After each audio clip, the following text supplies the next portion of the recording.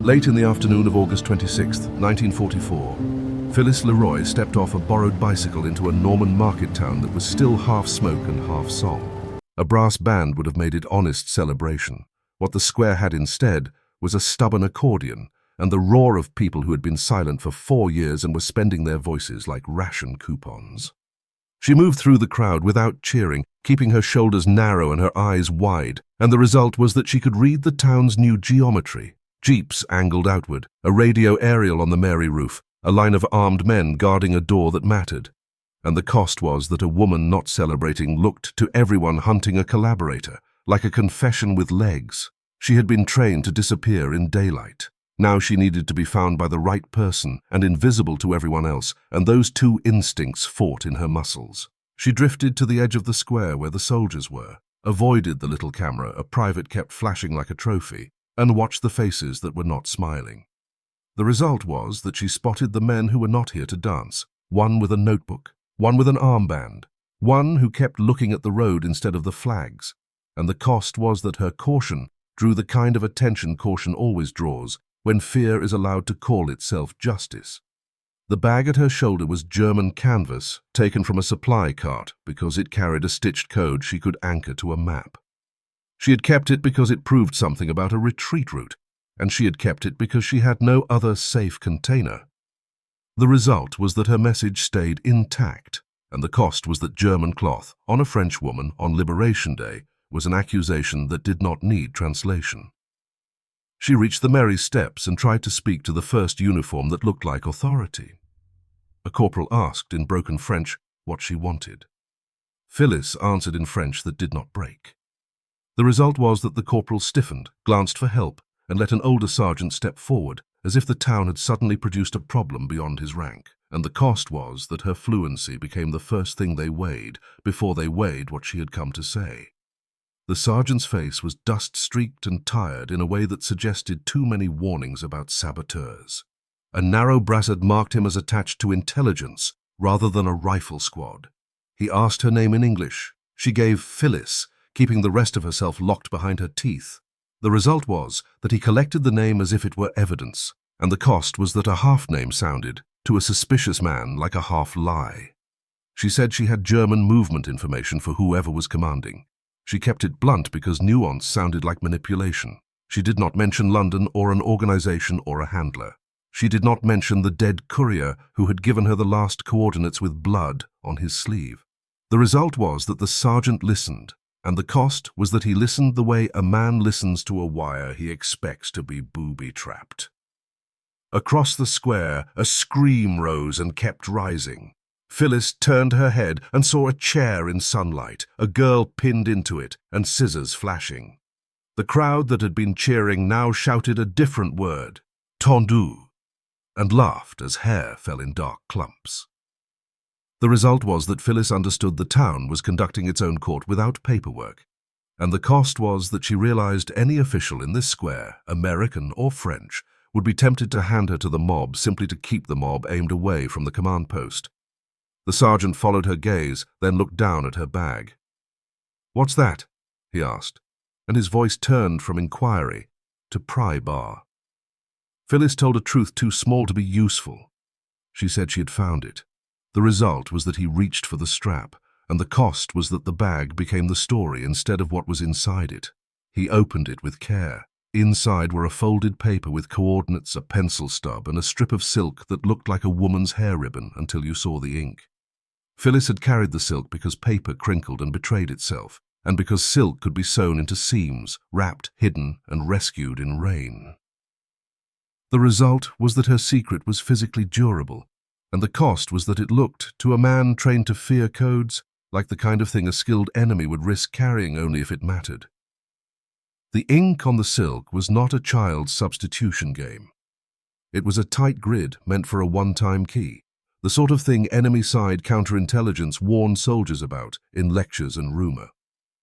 The sergeant called for a radio man, and a young operator came down the steps, stared at the silk, and muttered that it looked like high grade. The result was that Phyllis heard her lifeline described in the language of threat, and the cost was that the room around her began to behave as if her death would be a tidy solution. The sergeant took her arm and turned her away from the steps. Two soldiers closed in with the quiet efficiency of men who had been told recently that spies smiled. The result was that the crowd made room, eager for a new spectacle that wasn't their own grief. And the cost was that Phyllis was dragged past the shaved girl, who looked up with eyes that asked no questions because questions were too expensive. They put Phyllis in the Mary basement, a damp room repurposed into a cell with a bucket and a barred window at street level. The door shut, and the festival above became a muffled vibration. The result was that time turned into a series of footsteps and key jingles, and the cost was that she could no longer see who was deciding what she would become by dusk. Through the window, she saw only shoes and hems. She heard the crowd chanting, heard the scrape of chairs on cobble, heard the laughter that followed the sound of scissors. The result was that she understood the town's anger was not a backdrop, but a force that could be pointed, and the cost was that any American looking for an easy way to keep order could point that force at her. When the sergeant returned, he brought a second man, younger and cleaner, with the clipped posture of counterintelligence corps.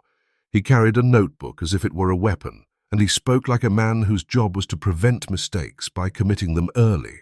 The result was that Phyllis's problem became institutional instead of personal, and the cost was that institutions demanded proof, not plausibility. They did not start with her coordinates. They started with her mouth and her hands. They asked why her French was too precise for this market town, why her shoes had mud that looked like field clay instead of street dust, and where she had slept last night. The result was that every answer created two new questions, and the cost was that she was burning the only resource she could not replenish: minutes. She asked to be allowed to send a message to London for verification. The sergeant said the air was crowded and the nets were confused, and the town's radio was for orders, not for a woman's story. The CIC man added that anyone could claim London. The result was that the obvious path closed, and the cost was that she could not win by naming the truth. She would have to force the truth to perform. The sergeant told her, without softening the words, that the unit would move before dark. He did not call what would happen to her an execution. He called it handling the problem locally.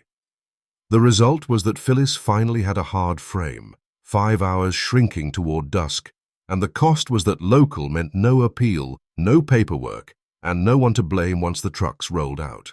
Phyllis tried one more attempt at being a person instead of a mechanism.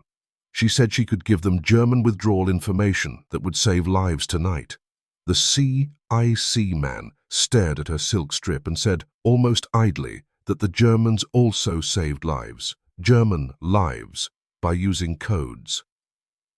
The result was that her offer slid back towards suspicion, and the cost was that she understood she had to change the rules of the conversation before the conversation ended with rifles. Outside, the town kept shouting. A procession of shaved women passed the window, guarded by men with armbands who wore righteousness like an excuse. Phyllis listened to the rhythm of the crowd and understood something ugly. If the Americans shot her, the town would call it justice and move on. The result was that she saw her death would be convenient to too many sides, and the cost was that convenience was the strongest enemy she had. She stopped answering and asked one question that did not sound like pleading. She asked where the Americans had placed their outposts on the eastern road, and why the jeeps outside were angled toward the square instead of toward the lane leading out. The result was that the sergeant blinked, surprised by a prisoner talking about perimeter logic, and the cost was that competence could be read as help or as threat, depending on how badly a man needed to feel in control. Phyllis asked for the town map, the one taken from the Mary office, and scribbled on in American pencil. She did not ask politely. She asked as if time had already made the decision and only details remained. The result was that the sergeant refused on instinct, and the cost was that she had to pay for the map with something he could not afford to ignore. She offered him a bargain shaped like risk. She said she would point out where a German rearguard would likely fire into his column within 2 kilometers, and she said he could verify it with 1 squad in minutes.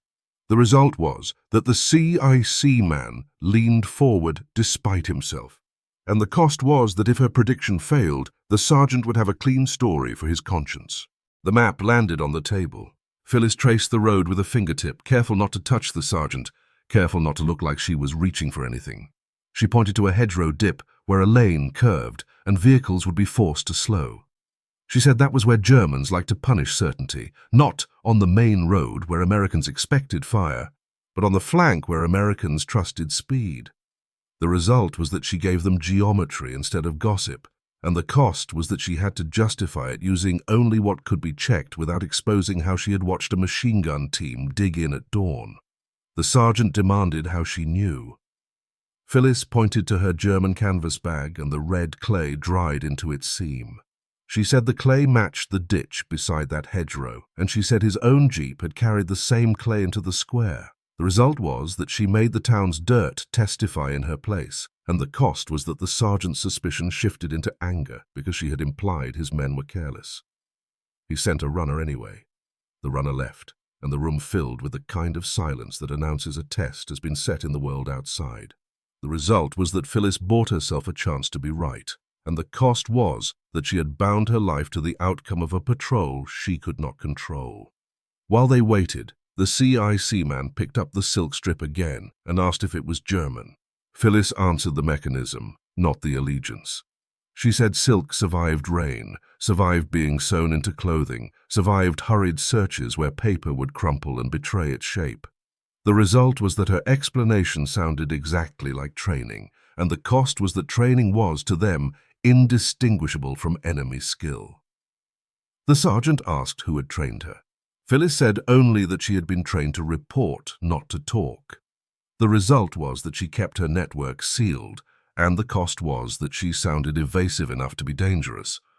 Footsteps returned. The runner reported fresh scrape marks, spent links, and a churn of earth at the hedgerow dip. Signs of a position prepared and abandoned in a hurry. The result was that reality leaned, for the first time, toward Phyllis's story, and the cost was that the sergeant's face did not soften. It merely recalculated her value. He pushed the map toward her again. Phyllis pointed to a narrow farm track north of town, where stone walls formed a funnel. She said that was the kind of place Germans used at night to slip through without headlights, and that Americans would not see them until they were already behind a wall. The result was that she offered a second, checkable risk, and the cost was that each correct warning made her seem less like a frightened woman and more like a specialist, exactly the sort of person a spy could also be. The sergeant said the column would still move by dusk. Verification by distant headquarters was a luxury. If she wanted to live, she needed proof faster than runners. The result was that Phyllis understood she had to create an identity check on the spot, and the cost was that the only check fast enough would expose what she was. She asked to touch their radio. The sergeant refused, so she asked a different question. Did they have a broken set?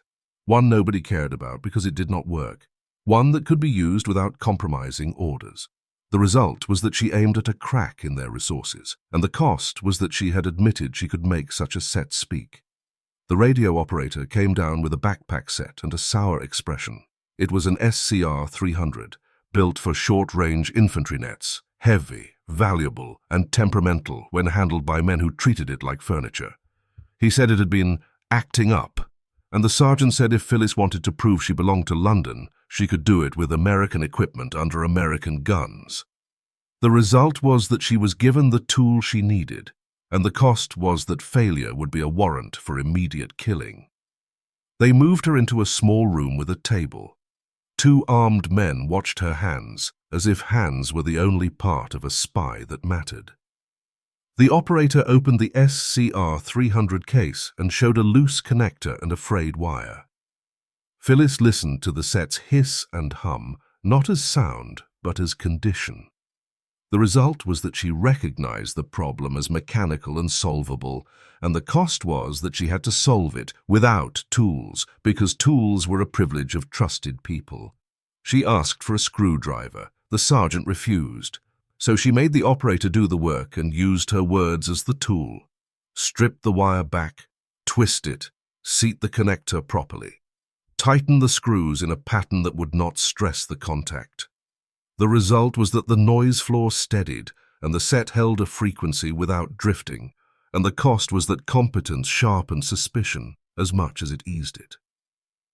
Phyllis asked for her silk strip. The sergeant produced it like evidence he wanted to keep contaminated. Phyllis held it only long enough to feel the fold lines and know it had not been photographed properly, because the folds were wrong for that kind of copying.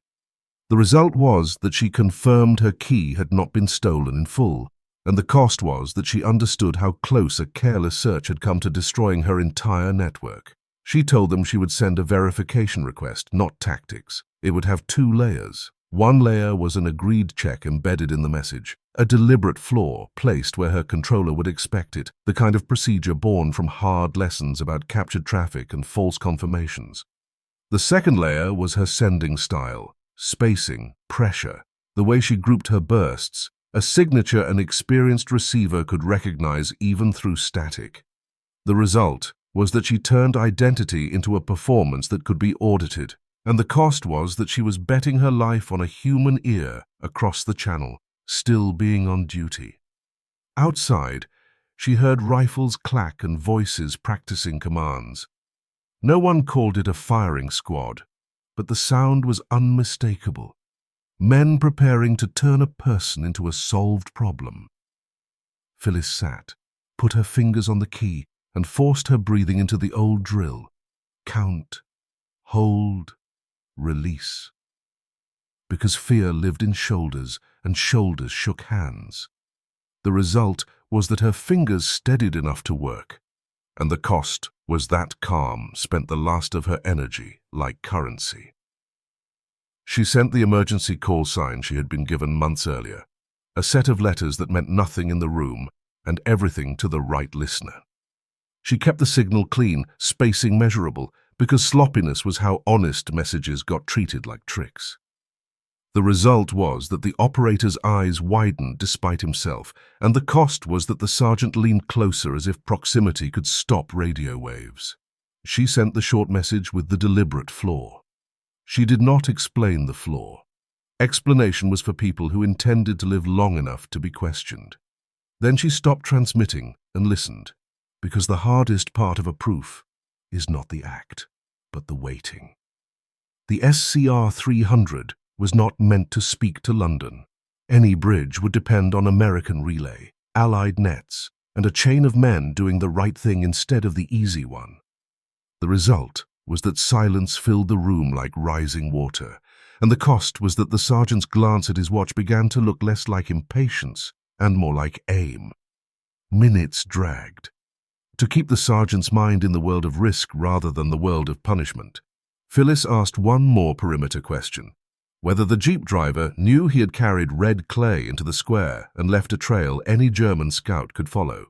The result was that she forced him to picture danger that was not her, and the cost was that every redirection could be read as stalling, and stalling was what people shot. A faint return signal crackled through. It was not warmth, it was procedure. The voice asked for the check. Phyllis answered with the second layer, her rhythm and spacing, and with a short coded phrase that only her controller would pair with her hand. The result was that recognition tightened on the far end, and the cost was that she could feel in her throat that recognition did not guarantee rescue fast enough. More silence. Then, boots rushed in the corridor with a different weight, official, urgent. A young officer entered with a folded paper and read an order in a voice that did not bend. Cease action, hold subject, as friendly asset, release for immediate onward movement, and deliver her information to intelligence. The result was that the room's purpose flipped in one sentence, and the cost was that the sergeant's face hardened into a mask that could not hide the humiliation of having been seconds away from killing the wrong person. Outside, the practiced commands stopped. The men did not cheer. They simply disassembled their readiness and went back to being soldiers, which was a quieter miracle than celebration. The result was that Phyllis remained alive, and the cost was that her survival now created a new danger. She had become visible to too many systems at once. The sergeant offered her coffee that smelled burnt and scarce. His apology arrived as a statement about misunderstanding rather than a confession, but Phyllis accepted the cup anyway. The result was that the air cooled from violence to awkwardness, and the cost was that she swallowed bitterness twice, once from the coffee and once from knowing that a slightly slower message would have made her a corpse with no words attached. She asked for her silk strip back. The officer returned it without comment, because paperwork had already moved her into the category of people the Americans did not want to kill by mistake. The result was that her only physical link to her network returned to her hand, and the cost was that she could feel every fold as a reminder that objects survived where reputations did not. She delivered the retreat coordinates to the officer in the simplest usable form: numbers, road names, distances from landmarks that still stood. She added small details that made the report believable: hooded headlights, the white-painted fender, the hour of movement, details that could be matched later against other reports. The result was that her information became something men could act on, and the cost was that every detail reduced the distance between her work and the people who would be punished if her network was exposed. The officer offered protection and a seat in an American vehicle headed toward Paris. Phyllis refused. Protection meant questions, and questions meant names, and names were the currency of revenge in a town that had just learned how easy revenge could be. The result was that she kept her anonymity and mobility, and the cost was that she stepped back into the streets without the shield of an escort. She left by a side door and crossed a courtyard where the firing squad had lined up. The rifles were gone, but the boot marks remained in the dust, a diagram of how close procedure had come to becoming murder. The result was that she saw the footprint of her near death as clearly as any map line, and the cost was that she knew she would carry that footprint into every decision afterward. Near the square, she saw another procession forming, this one tight and purposeful. Men with armbands led it, and behind them walked a man with his hands tied, his face blank in the way of someone who had learned blankness as armor. Whether he was guilty or convenient was not something the crowd intended to debate. They intended to finish a story.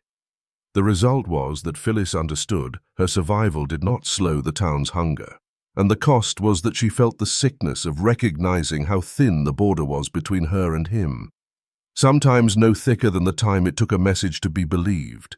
She did not step closer. Truth without procedure was just another weapon, and she could not afford to pick it up in public. The result was that she kept walking, and the cost was that she carried away the weight of leaving someone else to his fate, whether deserved or not. On the Eastern Road, a truck marked for Paris idled with two soldiers smoking on the tailgate. Phyllis climbed into the back without asking permission, because asking invited questions, and questions invited answers she could not give. The result was that she found a moving platform away from the town, and the cost was that she accepted the risk of being challenged again at the next checkpoint. The truck rolled as the light failed. The town's sounds fell behind it in layers. First the accordion, then the chanting, then the sharp laughter that did not sound like happiness. Phyllis sat with her back against the wooden slats and held the silk strip in her fist. Not to read it now, but to remind herself she still owned something in a world that kept trying to assign her a label. The result was that she anchored herself to her work instead of the crowd's judgment, and the cost was that her work was the reason she could never be fully present in a celebration. In the last wash of sun, hedgerows became black lines and fields turned copper. Her shadow stretched along the truck bed, long and thin, shaped by a sky that did not care about liberation or suspicion. She loosened the ribbon, let her hair fall, and watched it settle as if it belonged to someone else. The result was that she looked for a moment like an ordinary woman riding away from a town at dusk, and the cost was that ordinariness was the most dangerous disguise of all, because it made people forget what war did to those who carried it quietly. She thought of the 5 hours not as terror, but as mechanism, how quickly a crowd could decide, how easily a procedure could be replaced by a shortcut, and how the only thing that saved her had been a skill that could be tested in minutes. The result was that she left the town alive and the mission intact, and the cost was that she carried forward a rule written into her bones. When truth and falsehood were separated only by timing, survival belonged to whoever could make proof arrive first.